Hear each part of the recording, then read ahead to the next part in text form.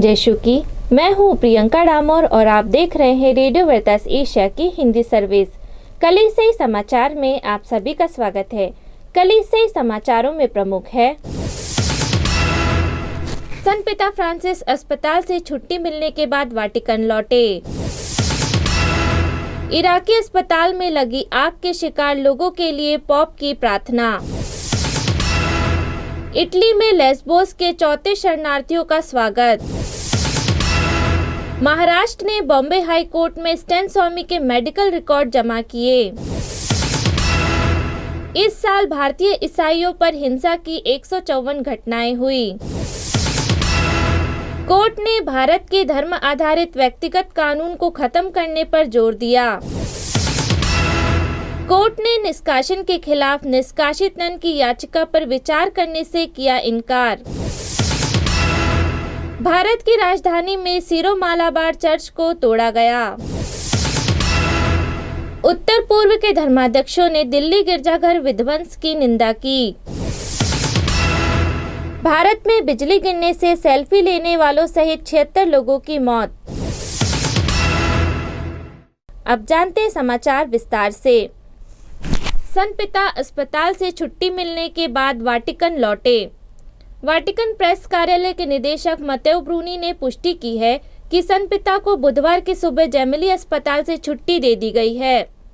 पत्रकारों के सवालों के जवाब में उन्होंने कहा कि वाटिकन लौटने से पहले संत पिता मरिया मेजर महागिरजाघर गए थे और सभी बीमारों के लिए प्रार्थना की, विशेष रूप से उन लोगों के लिए जो अस्पताल में रहने के दौरान उनसे मिले थे। इराकी अस्पताल में लगी आग के शिकार लोगों के लिए पोप की प्रार्थना। संत पिता फ्रांसिस ने इराक के नसीरिया स्थित अल हुसैन अस्पताल में लगी आग के शिकार लोगों के प्रति अपना आध्यात्मिक सामीप्य व्यक्त किया है तथा उनके लिए प्रार्थना करने का आश्वासन दिया है।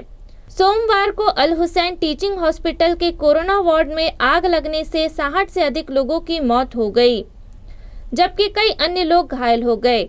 इराकी अस्पताल में 3 महीने में कोविड इकाई में आग लगने की यह दूसरी आग की घटना है। इटली में लेस्बोस के 34 शरणार्थियों का स्वागत। मंगलवार को मानवीय रास्ते से इटली आने वाले लेस्बोस के 34 शरणार्थियों का स्वागत किया गया, जिन्हें इटली के विभिन्न प्रांतों में आश्रय प्रदान किया जाएगा। शरणार्थियों में कुछ अकेले बच्चे भी हैं। सन इजिदो समुदाय द्वारा मिली जानकारी के अनुसार मानवीय रास्ते से होकर ग्रीक द्वीप लेस्बोस के 34 शरणार्थी फ्यूमिचिनो पहुंचे। वे 13 देशों से हैं। उनका स्वागत देश में मानवीय रास्ते के समेकित और सफल मॉडल के अनुसार किया गया है, जिसने 2016 से ही 3700 शरणार्थियों का इटली, फ्रांस, बेल्जियम और अंदारों में सुरक्षित प्रवेश संभव बनाया है तथा उन्हें मानव तस्करी से बचाया है। महाराष्ट्र ने बॉम्बे हाई कोर्ट में स्टैन स्वामी के मेडिकल रिकॉर्ड जमा किए। महाराष्ट्र सरकार ने मंगलवार को बॉम्बे हाई कोर्ट को एल्गार परिषद मामले के 84 वर्षीय आरोपी जेसुइट फादर और कार्यकर्ता स्टैन स्वामी के मेडिकल रिकॉर्ड सौंपे, जिनकी पिछले हफ्ते न्यायिक हिरासत में रहने के दौरान अस्पताल में मौत हो गई थी। मुख्य लोक अभियोजक अरुणा पै ने न्यायमूर्ति एस.एस. शिंदे और न्यायमूर्ति एन.जे. जमादार की पीठ को बताया कि जब से वे तलोजा जेल में बंद थे, तब से राज्य ने फादर स्टैन स्वामी के संपूर्ण मेडिकल रिकॉर्ड का एक संकलन प्रस्तुत किया था। 5 जुलाई को फादर स्टैन स्वामी की मौत के बारे में उच्च न्यायालय को सूचित करने के बाद वरिष्ठ वकील मिहिर देसाई ने अदालत को बताया था कि उनकी मृत्यु एनआईए की ओर से लापरवाही का परिणाम थी और महाराष्ट्र जेल अधिकारी जो उसे समय पर और पर्याप्त चिकित्सा सहायता प्रदान करने में विफल रहे थे। 14 जुलाई को सुश्री पै ने प्रस्तुत किया कि तलोजा जेल प्राधिकरण ने फादर स्टैन स्वामी को तलोजा जेल लाए जाने से लेकर उनकी पोस्टमार्टम रिपोर्ट तक मेडिकल रिपोर्ट सहित दस्तावेजों के 300 पृष्ठ लंबे संकलन को रिकॉर्ड में रखा था। पीठ ने यह भी कहा कि चूंकि फादर स्टैन स्वामी की न्यायिक हिरासत में मृत्यु हो गई, इसलिए उनकी मृत्यु की जांच सीआरपी की धारा 176 के तहत अनिवार्य है। उच्च न्यायालय 19 जुलाई को श्री देसाई और अन्य सभी पक्षों की सुनवाई करेगा। इस साल भारतीय ईसाइयों पर हिंसा की 154 घटनाएं हुई।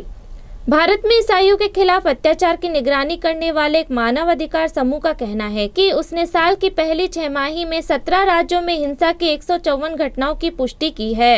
नई दिल्ली स्थित यूनाइटेड क्रिश्चियन फोरम ने कहा कि शायद सहयोग का एक नया मंत्रालय अन्य धर्मों की बेहतर समझ ला सकता है, खासकर उन लोगों के बीच जो ईसाई धर्म का विरोध करते हैं। यूसीएफ प्रेस नोट ने कहा, यह वर्ष भारतीय ईसाइयों के लिए अलग नहीं रहा है, सिवाय इसके कि दुनिया भर में भारतीय ईसाई 3 जुलाई को अपने लिए एक विशेष दिन स्थापित करने के लिए एक साथ आए और 2000वीं वर्षगांठ का सम्मान करने के लिए एक दशक का उत्सव शुरू किया। 10 जुलाई के प्रेस बयान में कहा गया कि पूरे भारत में ईसाइयों के खिलाफ UCF toll free helpline number पर हिंसा की 154 घटनाएं दर्ज की गई। कोर्ट ने भारत के धर्म आधारित व्यक्तिगत कानून को खत्म करने पर जोर दिया। दिल्ली उच्च न्यायालय ने भारत सरकार से सभी नागरिकों को उनके धर्म की परवाह किए बिना एक समान व्यक्ति कानून बनाने के लिए कहा, एक ऐसा कदम जिसका ईसाई और मुसलमान दशकों से विरोध कर रहे हैं। न्यायमूर्ति प्रतिभा एम सिंह ने 9 जुलाई को कहा कि 1950 में प्रख्यापित संविधान ने आशा व्यक्त की कि राज्य को अपने नागरिकों के लिए एक समान नागरिक संहिता सुरक्षित करनी चाहिए। भारत में वर्तमान में विभिन्न धर्मों के रीति रिवाजों और प्रथाओं का सामना करते हुए विवाह, तलाक और उत्तराधिकार को नियंत्रित करने के लिए धर्म आधारित व्यक्तिगत कानून है। कोर्ट ने निष्कासन के खिलाफ निष्कासित नन की याचिका पर विचार करने से किया इनकार। एक निष्कासित कैथोलिक नन को 14 जुलाई को उस समय झटका लगा जब केरल उच्च न्यायालय ने कॉन्वेंट में बेदखली के खिलाफ उसकी याचिका पर विचार करने से इनकार कर दिया, जहां वे वर्तमान में रह रही है। लूसी कलापुरा को अगस्त 2019 में फ्रांसिकन क्लैरिस्ट मंडली से निष्कासित कर दिया गया था। वेटिकन ने 3 बार बर्खास्तगी के खिलाफ उसकी अपील को खारिज कर दिया, जिसे मंडली ने उसे केरल के वायनाड जिले में कॉन्वेंट खाली करने का आदेश दिया। सिस्टर लूसी कलापुरा ने अदालत से कहा कि वह टूट गई है। उसने कहा, मुझे सड़क पर मत फेंको, मैं 39 वर्षों से अभ्यास करने वाली नन हूँ, मेरे पास और कहीं जाने को नहीं है। नन के रूप में अपना पद जारी रखने के लिए मेरे लिए कॉन्वेंट में रहना महत्वपूर्ण है। भारत में बिजली गिरने से सेल्फी लेने वालों सहित 76 की मौत। अधिकारियों ने सोमवार को कहा है कि उत्तर भारत में एक ऐतिहासिक किले के पास कथित तौर पर सेल्फी लेने वाले कई लोग वार्षिक मानसून के शुरुआती चरणों के दौरान बिजली गिरने से मारे गए। लगभग 80 लोगों में से थे। जून सितंबर की बाढ़ के दौरान विशाल एशियाई राष्ट्र में घातक बिजली गिरना आम है। राज्य की आपदा विभाग के एक अधिकारी ने बताया कि मारे गए 76 लोगों में से कम 23 लोगों की मौत राजस्थान के रेगिस्तानी राज्य में हुई, जिसमें 1 दर्जन लोग भी शामिल हैं। भारत की राजधानी में सीरो मालाबार चर्च को तोड़ा गया। भारत की राष्ट्रीय राजधानी में कैथोलिक चर्च को इस आधार पर ध्वस्त कर दिया गया है कि यह अवैध संरचना थी। लाडोसराय में सीरो मालाबार चर्च द्वारा प्रतिबंधित लिटिल फ्लावर चर्च को 12 जुलाई को दिल्ली विकास प्राधिकरण के एक आदेश के बाद हटा दिया गया। फरीदाबाद डायसिस के जनसंपर्क अधिकारी फादर गिंटो के टॉम ने बताया, हम पिछले 13 वर्षों से इस चर्च को चला रहे हैं और ऐसी कोई समस्या नहीं थी, जब तक कि डीडीए ने दावा नहीं किया कि यह अवैध इमारत थी। हम कानूनी मदद लेंगे और आगे कार्रवाई करेंगे। उत्तर पूर्व के धर्माध्यक्षों ने दिल्ली गिरजाघर विध्वंस की निंदा की। पूर्वोत्तर भारत में कैथोलिक धर्माध्यक्षों ने 13 जुलाई को राष्ट्रीय राजधानी में एक चर्च को गिराए जाने की निंदा की। गुवाहाटी के आर्च बिशप जॉन मुलचिरा, जो north east India regional bishop council के अध्यक्ष हैं, ने कहा, यह चौंकाने वाली और दुखद खबर है।